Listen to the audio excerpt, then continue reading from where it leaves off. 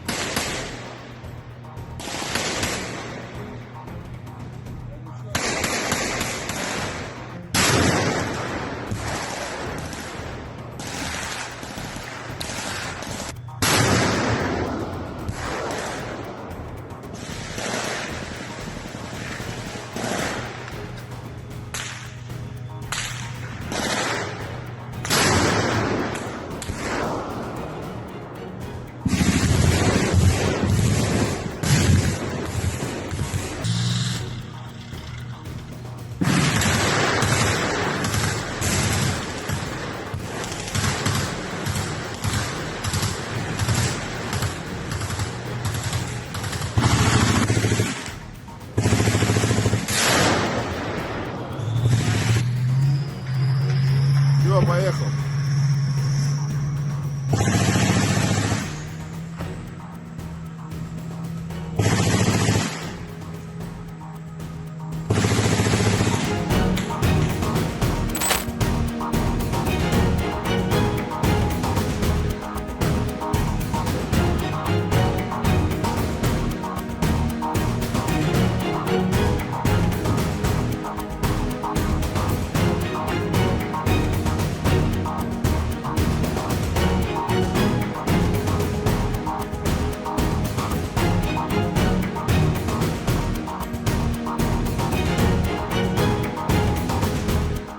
Download Tribun X sekarang, menghadirkan lokal menjadi Indonesia.